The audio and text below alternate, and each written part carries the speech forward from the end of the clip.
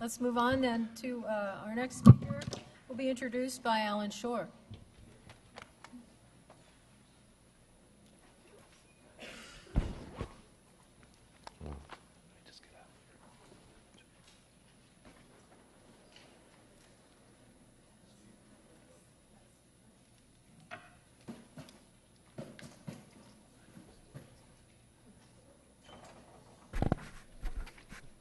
So it's my pleasure to introduce my friend and colleague, Dr. Steve Porges.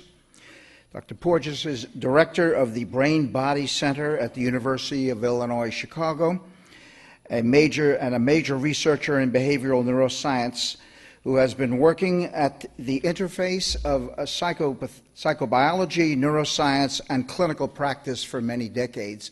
And I'm thrilled with the matter that over his most recent work, he's more interacting with clinicians, bringing the science to the clinicians. The Brain Body Center is an interdisciplinary research center dedicated to the study of neurobiological models of social behavior and translation of research into treatment strategies, again, for clinical populations. His research focuses on the neurobiological states which mediate and regulate behavior and the range of psychological experiences, and his development of polyvagal theory, which is his creation, has become a key conceptual component helping clinicians in the areas of autism, trauma, attachment disorder, and tracking autonomic processes in moment-to-moment therapeutic process. In essence, Steve has brought the autonomic nervous system to both researchers and clinicians. His book, The Polyvagal Neurophysiological Foundations of Emotions, Attachment, and Communication and Self-Regulation, will be published soon by Norton. I introduce Steve Porges. Thanks, Alan. Thank you. I'll need my slides up somehow. Am I on? Can you hear me? I'm going to kind of build on the previous talks. But I have one message to myself. It's one word. It's called celebrate. Because what happens when we start talking about neurobiological foundations and vulnerabilities, we start literally getting into a passionate argument of the deprivation of children and the environment we live in. And what I want to talk about is really underlying neurobiological reflexes or adaptive responses that when we can understand these, we can literally demystify a lot of the pathologies or, let's say, atypical developmental features. And this may lead us to understanding ways in which we can treat. So rather than being totally pessimistic and angry at our parents and our legislators and the medical profession and, of course, the drug companies, which is very easy to get upset with, let's try to figure out where we are about the systems that we have in our body and how we can function with that. What it says up there, final. No, that's not it. Notre Dame, that's it, yeah. Could you just put me on and wind me up and let me go? Okay. And that's, where is the button for forward? Forward, backwards. Okay, this is tough learning. Okay.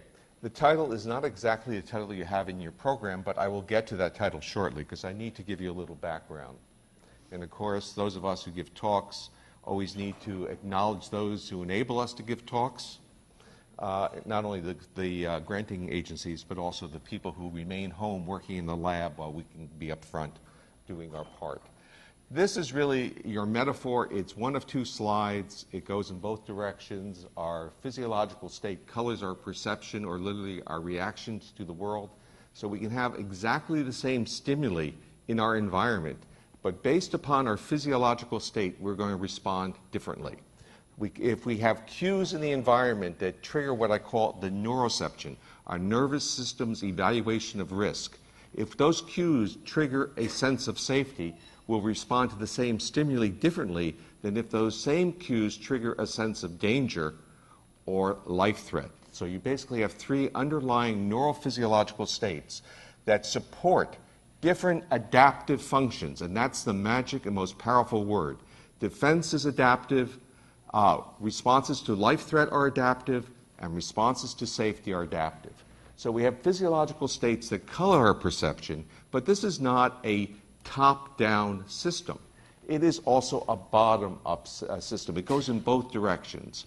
So our visceral state colors our perception, but we also detect risk and safety in the environment, and we change our physiology for the adaptive function of moving our body into a safe place. So it's bidirectionality. It's not brain-body or body-brain. It goes in both directions. There's one clue we need to think about, is that we have one nervous system. We don't have a peripheral nervous system that's just chugging away, maintaining homeostasis while our left brain is processing high-level information. We are wired together. Our nervous system is integrated and coordinated. Under certain contexts, we suppress or depress some of this feedback, and this is part of what my story is about. So again, the summary of the whole talk is really in this picture. And the picture is that our nervous system is continually evaluating information from both the insides of our body and also from the environment. And it's making priority statements. It's evaluating, not on a conscious level, but on a neuroceptive level, where our nervous system is literally picking out features that are defining to the nervous system whether this is a safe environment or not. So what I find safe, other people may not. So if I say, look, I really enjoy talking to people and coming up in front of large crowds is one of the most relaxing things I can do, there's going to be someone in the back that says, if I had to come up here, I'd hit the ground. And I would always say to a crowd, raise your hand. If you do that, and of course, don't raise your hand, because the person who has really a fear of public speaking doesn't want to be called on. But the point is, why should public speaking result in fainting? What are the features? Is it life-threatening? Well, somehow that nervous system detects a feature of life threat. Okay? So what we're really talking about are detections of features in the environment from an unconscious, unaware neural level that tell our nervous system, is this a safe place to be? Is it a dangerous place? And now I'm separating life threat from dangerous. And you'll understand why. So if we find it safe, we are in a physiological state that enables spontaneous social engagement with another. This is like the slides of the rhesus monkeys doing face-to-face, safety with one another. But if you're facing one another, making facial expressivity, eye contact, and using prosody, and we heard that in the talks yesterday, both Alan's talk and Yak both mentioned prosodic features. Those features are really conveying to the conspecific whether or not the visceral state is safe to come close to. So if I talk with a high-pitched monotone, you'd back off. If I started to talk real low with a monotone, you'd back off also. But if I modulate my voice, I'm conveying to you my physiological state, which is safe to come close to. And this is all part of what I call an integrated social engagement system. If we pick up other features in the environment, we retract this social engagement system, which is actually inhibitory on our older defensive systems, and we mobilize. We get into states of fight and flight. But we have two defensive systems. We don't just have a fight-flight defensive system like you were taught in every intro psych course. We also have a shutdown system. A shutdown system that is clinically associated with vasovagal syncope, meaning fainting, and immobilization, tonic immobility, which is not like this, but is like you're on the floor. And those are not voluntary responses. Death feigning for a mouse is not a voluntary response for that mouse. In fact, many mice who go into that state drop dead. It is an old physiological response that reptiles have. So basically, we have a hierarchy. We have a phylogenetic hierarchy within the mammalian brain that regulates our autonomic nervous system. We have a system of shutdown that we share with reptiles, which can potentially be lethal to mammals. And we have a system of defense, fight and flight behaviors, which we use to mobilize and to get rid of things that are dangerous. But we also have a new mammalian system. And this is what everyone's talking about in terms of parenting, in terms of nursing, in terms of face-to-face. This new mammalian system is inhibitory on those defensive systems. So you actually have an evolutionarily, phylogenetically ordered hierarchy of response systems in which we use our newest systems to downregulate the older systems. but the features that we think of love, of empathy, are all related to being in safe environments. We're not going to attend to our babies if someone's running around with guns behind us and shooting. We have a larger social context that we have to think about in which we can allow our nervous system to be face-to-face and to attend to another, because we pay a big price for using this social engagement system. We give up our vigilance, our hypervigilance, to danger. And of course, what I also want to bring on to the table is this is the quest. This is really what our nervous system is looking for. We're trying to navigate in a complex, dangerous world to find places of safety, relationships of safety. And this is really part of the important issues of that mother-infant relationship. Now, we all grew up with the notion of the autonomic nervous system as something being outside the brain. There's a long history here, and I'm not going to go through this, but it's basically wrong, okay? The autonomic nervous system is functionally a connection that can be to the brain that can be measured dynamically. Okay, so it provides us with a portal to measure brain function dynamically. The issue is that we were taught that there was a sympathetic and a parasympathetic, and the metaphor was very simple. Sympathetic bad, parasympathetic good. That's wrong. And that life was all about a diabolical, or at least mortal, battle between the good parasympathetics and the bad sympathetics. So we're trying to turn these systems off. But that is not the story. It is all wrong. The story really is that we have two parasympathetic nervous systems, an old one that can kill us, a new one that's social, and the sympathetic nervous system is being modulated by our new parasympathetic nervous system, regulated, and the turning on and off of the parasympathetic new one to enable the sympathetic to work is what we call play. Play is about mobilization with face-to-face, with social engagement.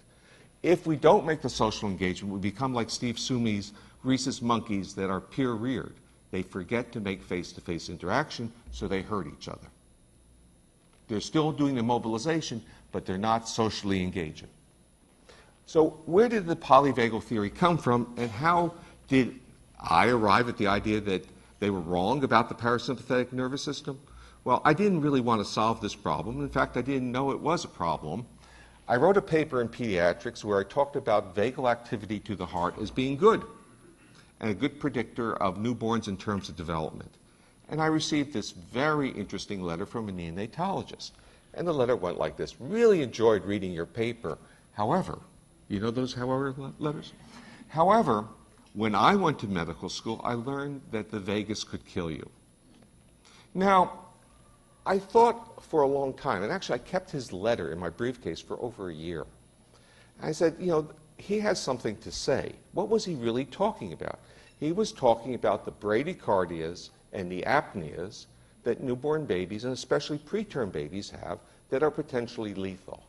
But how could the measures that I was taking, and the measures were beat-to-beat heart rate variability, or something called respiratory sinus arrhythmia, which appear to be protective, how could this be mediated by the same system? His comment was, maybe too much of a good thing is bad. I said, that answer is not sufficient.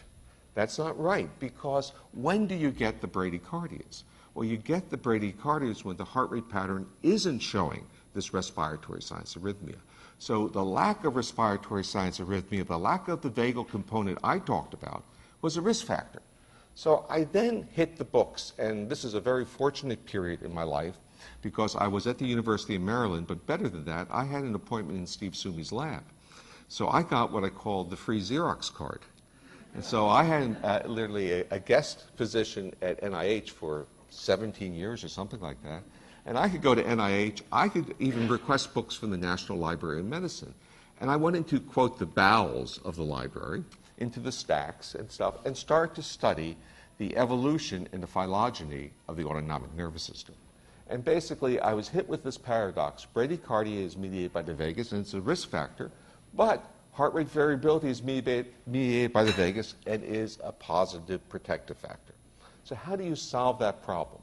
Well, what you find out is, one, that the vagal system that I was talking about was all about regulating visceral state, coordination of heart rate with sucking, swallowing, and breathing, vocalizing, all the things that you talk about in terms of good developmental features. However, the vagal system was also related to those issues. And this resulted in the polyvagal theory. And the polyvagal theory is really summarized by saying, evolution provides an organizing principle to understand neural regulation of the human autonomic nervous system.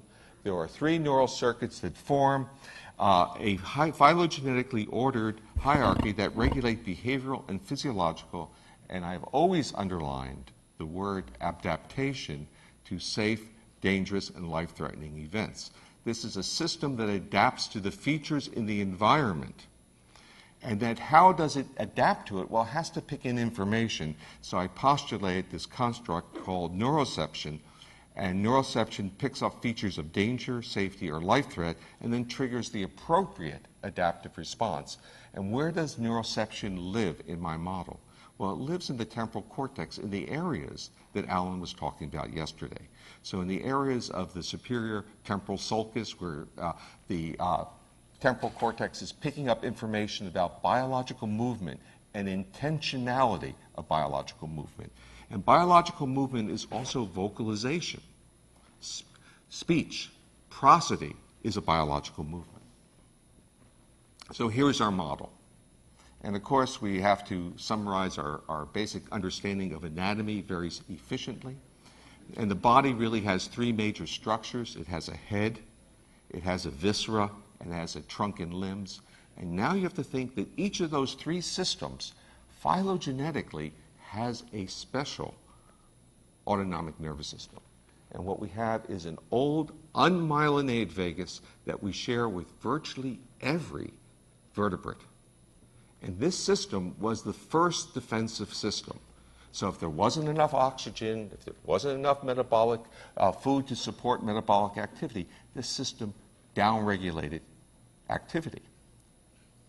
Then and what we can see, if we look at the preterm baby comes into the world without a fully functioning mammalian vagal system. In fact, if they're born before 31 or 32 weeks of age, the system is almost not functioning at all.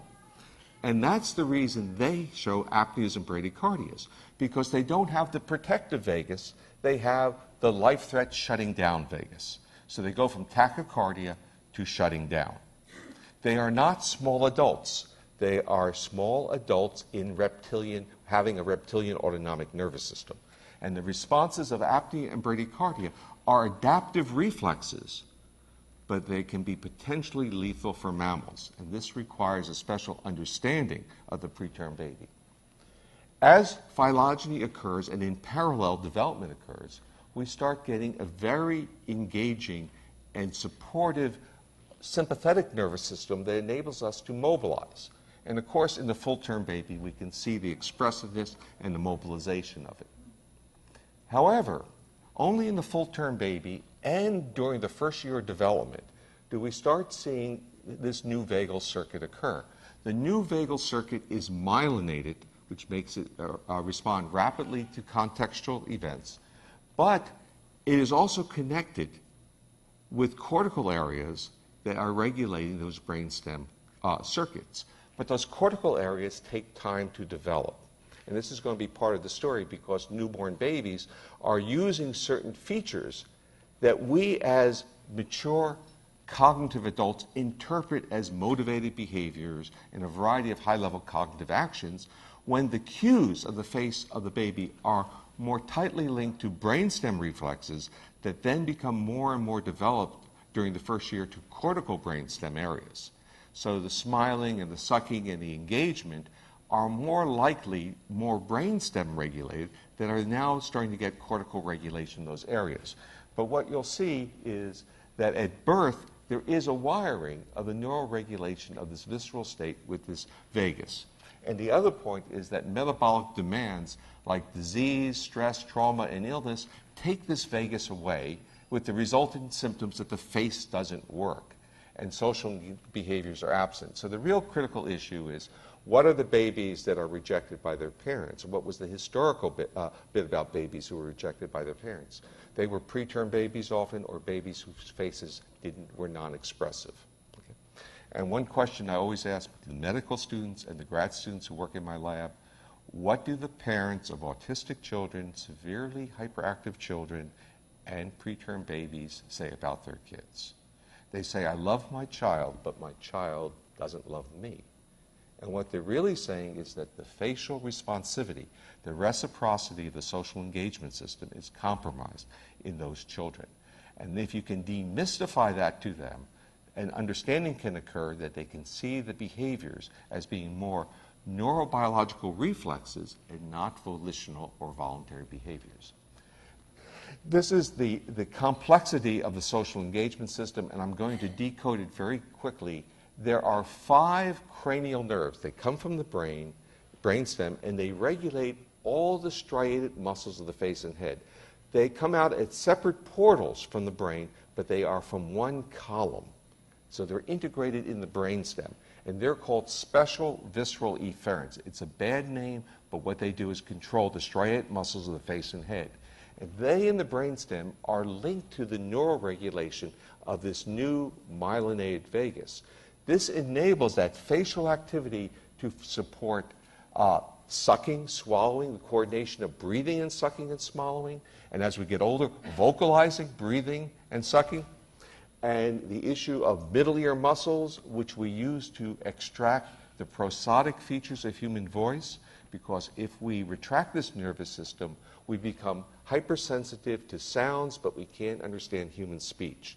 And of course, many of us who are maturing in the audience realize that when we go into bars, we have difficulty hearing what people are saying, but we don't remember that when we were grad students. We'd say, oh, we'd go to the noisiest places, and we could hear everything because our middle ear muscles dampened low frequency sounds because there was no predator, no danger there, and we could process. And the whole part of the face then became animated.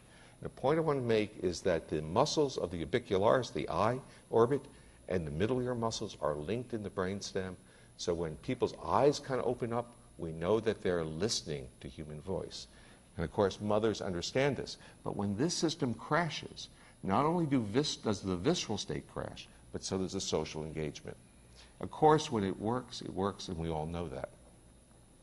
And it's not a learned system, and this is really one of the, what I'm going to call it, the pathology of psychology and even developmental psychology. And the pathology is that we kind of gravitate to try to explain all behaviors as if they were learned, as opposed to starting to understand the evolution and the development of certain neurobiological circuits that have emergent behaviors or emergent issues. So part of the theme is really that as we develop, there's a neural platform that occurs that provides the building blocks for social behavior.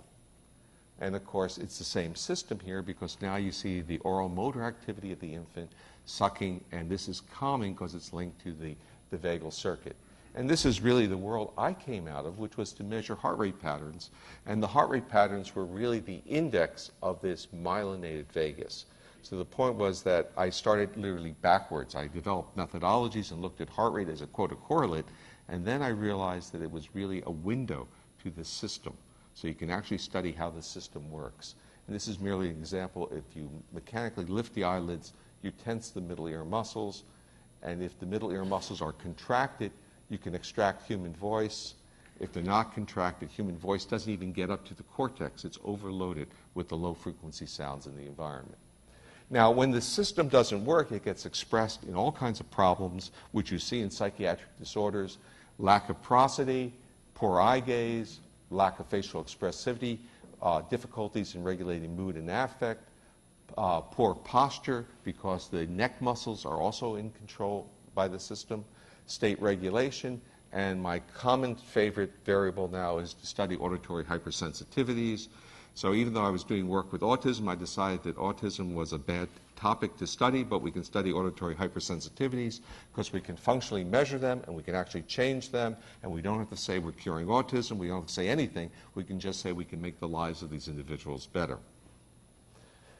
The face-to-heart interactions, the important point here is it becomes a way of understanding self-regulation. I think this is part of the themes, one of the themes of this conference, is that the interaction between the mother and the infant is a mutual, a reciprocal way of self-regulating, and you can see the face-to-face.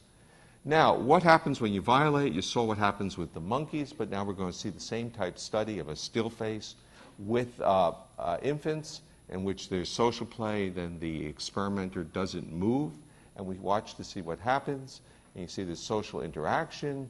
The face is now frozen. She maintains a frozen face. The child tries to engage the experimenter, and after a while, there's a little protest and a turn away, and then the experimenter re-engages and the kid starts looking back. And what we've been doing is measuring autonomic responses during this to look at recovery and responses. And the important point here, and I don't want to make things too confusing, is that if you look at the top figure, you see two lines showing this suppression of vagal tone, reduced vagal tone, and then during the still face and the recovery, and you see these two lines, which are 7 to 9 month old infants and 10 to 12, showing heart rate going up and then heart rate going down. So in a sense, you see the physiology, the exercise of the vagal retraction, and then the vagus being re-engaged with social engagement. But with the 3 to 6 month olds, you see the vagal tone being reduced and not coming back during recovery, and likewise you see heart rate not only going up during still face, but during reunion, it doesn't recover.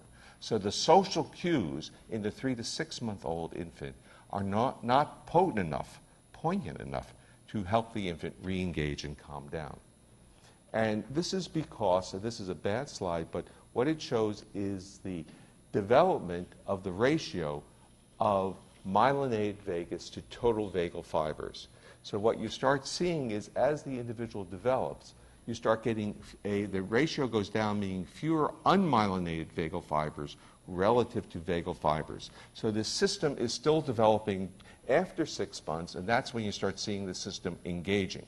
But not only that, you start seeing the cortex, because the social cues now become prepotent in the regulation of the system. It's not the food, and we're going to look at that in a moment.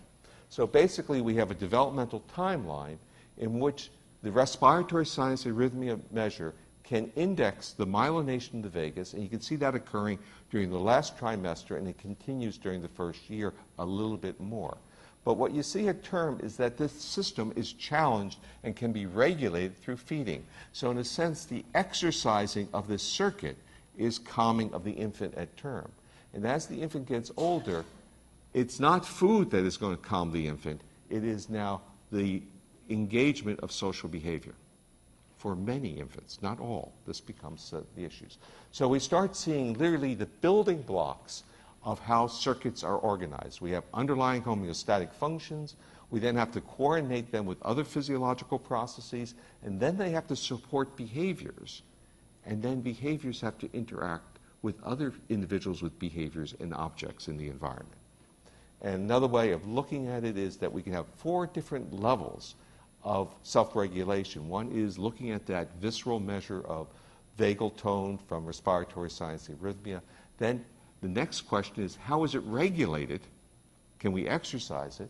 And the third one, does it support behavioral control? And finally, social interactions. And the model is that if you have problems at the lower levels, you're going to have problems on the other levels. So not having a high vagal tone as an infant is predictive of behavioral problems. But if you have vagal tone and you can't regulate it, you're still going to have problems. And so we have, so this is merely a quick illustration of distributions. On the right is really the distribution of vagal tone in full-term babies. And in the left, you see the distributions much lower of infants who were preterm, but the measures are taken at the time they go home. So they're going home now at about 37 weeks or 35 to 37, and they're not in, their distributions are still different. So they're coming into that setting not even able to viscerally regulate in the same way. And these are actually a summary of studies that we've done looking at newborns and looking at data at 3 years of age in which the vagal regulation, or let's say the vagal tone, was related to social skills, mental processing, and motor skills. So in a sense, showing that that substrate of physiological systems was very important for subsequent development. And this is a study that Lynn Huffman did many years ago when she was a postdoc in my lab, basically saying that at 12 weeks of age, if infants had higher vagal tone, they were more positive in their affect, but also they needed less time to calm. They were, in a sense, better regulated. So let's talk now about the regulation of this system, or what I'm really calling the cost of doing business. And the vagal brake is really this myelinated vagus that sits on top of and turns off sympathetics, and that we can quickly release to mobilize without stimulating the sympathetics, just using where they were, and then calm down rapidly. And an interesting paradigm is merely give them something to eat. So these are newborn babies looking at heart rate increase, or heart period as it's plotted there, and vagal tone, which is respiratory sinus arrhythmia, getting suppressed during feeding and looking at the recovery. And this V-shaped function is really the vagus pulled off, the vagus put back. It's an exercise. So feeding is an exercise of regulating the system.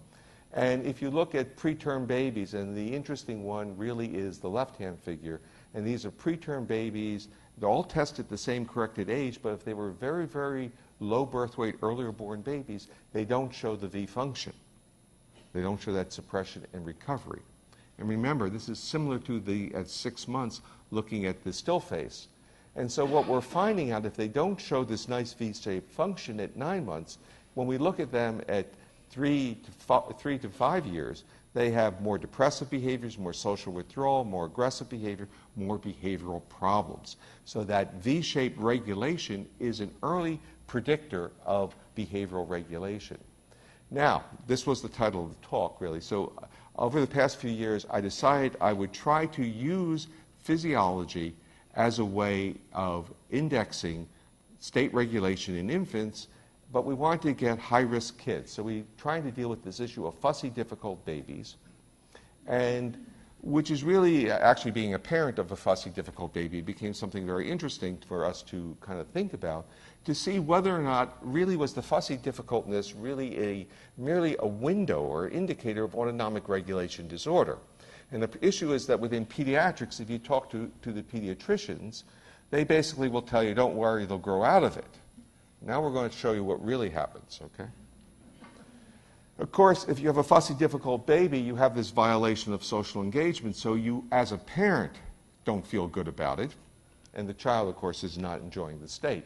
So what we're really going to argue very quickly is that the difficulties in state regulations and the difficulties in social behavior use the same neural mechanisms. Okay? So we use the same neural mechanisms for our social behavior and for our state regulation, and if we have state regulation issues, we have problems. So the issue is we really start to recruit kids who are crying for a massive amount. You'll actually see what the numbers look like. And we had baby cry diaries. It's really a very difficult study to do. And the issue is excessive crying is really a small probability of subjects. So if they don't resolve by 6 months, it's probably less than 3% of the kids. So either you test massive samples or you start recruiting them in a special way. And so what we wanted to do was basically see whether or not is it excessive crying that leads to clinical risk, or is it excessive crying plus poor autonomic regulation, or does the autonomic regulation carry the story? And we looked at cry diaries and parent report. We measured this vagal brake, this V-shaped function, both in feeding and in the still face paradigm. And then at 12 months and 24 months, we're doing a variety of outcome measures. And this just gives you a quick view of stuff going on in the laboratory. And we measured the autonomic activity by putting this very attractive vest on the child, which enabled us to record breathing and heart rate. And we recruited, and this is what our recruitment model was: no excessive crying 6 to 10 weeks. If they resolved their excessive crying by 3 months, they went into one group, by 6 months another group, and at 6 months plus a third group. So if you look at number of minutes crying per day, okay, so you see so you have this group, which is those that resolve by 6 months, the kind of greenish yellow. They're crying 280 minutes a day that the parents are reporting. And you can see that at 2 months it's pretty high, but at 6 months it goes down. You see the group that resolves by 3 months goes to the same point. And you see the group that doesn't resolve by 6 months maintaining this crying of above 200 minutes a day at 6 months. But note that the control group is significantly lower even when those infants are supposed to have recovered, which means once a crier, they really don't have the same state regulation skills. At least it doesn't look like. So even though the physicians are saying, don't worry, they resolve, they're still different. And this is now the interesting part. If you bring them into the laboratory at 6 months of age and measure the autonomic regulation while feeding, you see that real amplified V in the control subjects, and all three groups that have a history of excessive crying, whether or not they have resolved it, have dampened vagal regulation. And another way of viewing it is this way, and for those of you who have difficulty seeing vagal tone, think in terms of heart rate. The group that had the excessive crying basically has a dampened response. They don't even increase the heart rate as much, and they don't show the same recovery. And so the issue is what happens with these hypotheses, and we've been playing with it with our 12-month data, and what we were looking at was really a parent questionnaire, which is the ITSE, and the ITSE really does supposedly measures of internalizing and externalizing, and what we're really finding is that you need both. It's not merely the parent questionnaires plus the vagal reactivity is providing significant information in the regression lines of predicting or at least being related to the 12-month behavior. So it's physiological reactivity at 6 months, cry fussy behavior at 3 months seems to be providing us with information. So to conclude, the social engagement system is an emergent neurophysiological system that phylogenetically developed to regulate contact with the external world and to modulate physiological and behavioral state. It is an adaptive system. As the infant matures, the social engagement system shifts from a reflexive brain system to a system that is more under cortical control with an ability to both initiate social behavior and to be reciprocal within a social behavioral context. Respiratory sinus arrhythmia, which is a measure of this new mammalian myelinated vagus, can be measured in infants. It can even be measured prenatally. And it shows it's related to a developmental outcome and especially to behavioral and psychological processes associated with social behavior, ingestion, and state regulation. Fussy, difficult infants who by definition have a state regulation problems and excessive bouts of crying have atypical vagal regulation, and here's the take-home word, that may deprive them from the soothing effects of the feeding experience and the soothing effects of the social interaction with their parent. So, to conclude, during the first 6 months of life, the measurement of vagal regulation during feeding provides an early marker of the developmental status of the neural platform for social behavior. During the first year of life, cortical pathways develop that regulate the striated muscles of the face and head and are linked to that vagal regulation. They continue to myelinate to form an integrated social engagement system, the same circuits involved in feeding and state regulation. As the infant matures, social context displaces feeding as the most significant, most important regulator of behavioral state. Thank you.